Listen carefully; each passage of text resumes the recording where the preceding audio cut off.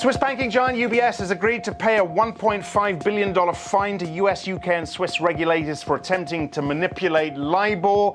Yet another black mark against the scandal-ridden industry. Let's discuss this with Simon Morn, global financial strategist, Olivetree Securities. Thanks for talking with us, Simon. Are you surprised? I mean, yes, this has been flagged up for a while, but are you surprised by the depth of this?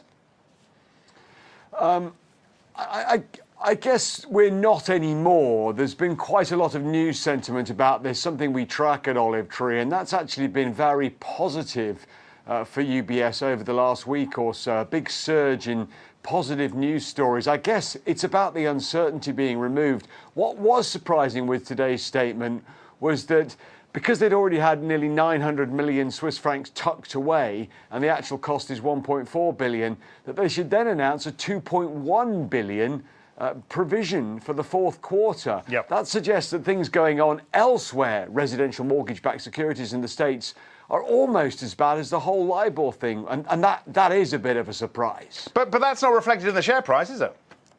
It's not, because, of course, it's going to be squeezed into 2012 earnings, which means that as we look forward to 2013 and the grand recovery of UBS, which in many ways is being valued on 2015 when it's much more purely a wealth management company, 2012 will just be a dim speck in the rear-view mirror, and that's why no one's caring at the moment. You talk about this focus on wealth management. Is it easier for UBS to put something like this behind them because of that move away from fixed income?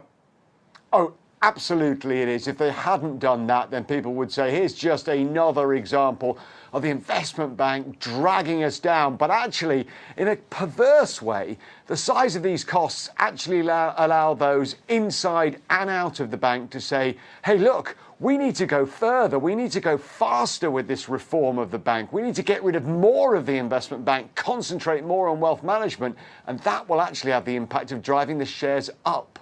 I mean, with that in mind, could we see more of the same from some of the other banks?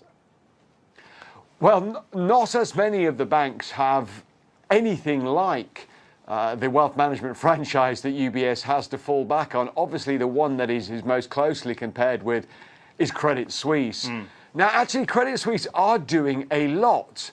And the costs that they're saving, some 4 billion Swiss francs over the time frame that UBS is planning to save 5, mean that those two are head and shoulders above everybody else in terms of what's happening. But it's all about the spin.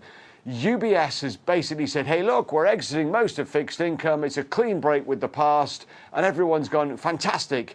Credit Suisse has said, well, we're only going to do what we do best. We're going to get rid of everything else. And everyone's gone, oh, wishy-washy, don't like that. As a consequence, when we look at these stocks, UBS is valued 2 standard deviations away from where it is normally against Credit Suisse. That means, in layman's terms, it's exceptionally expensive against Credit Suisse. What's RBS thinking today?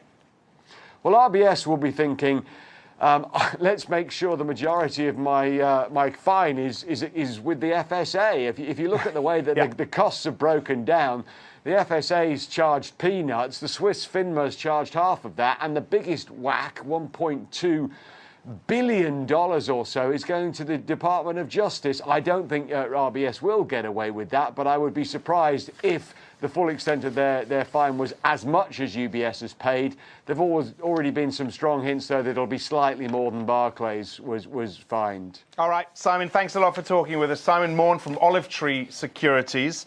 Let's take a look at German bond futures now, heading into an 8th consecutive session of losses. The downward pressure coming amid growing expectations that US lawmakers will avoid the fiscal cliff. But trade is choppy as investors factored in today's upbeat German business sentiment reading and adjusted their positions before the end of the year. The spread between Greek 10-year yields and Germany narrowing further today, taking the spread back to the tightest level since April last year. Analysts say the move is due in part to S&P's raising the credit rating of Greece's sovereign debt by 6 notches on Tuesday. On the FX side, sterling hitting a 3-month high versus the dollar. Investors buying the pound on sticky inflation numbers. Minutes from the Bank of England meeting earlier this month showed inflation would probably rise above 2% in 2013. Further support for sterling on expectations rates will remain unchanged at a record low of 0.5%. That was Market Pulse. Thanks for watching. I'm Axel Threlfall.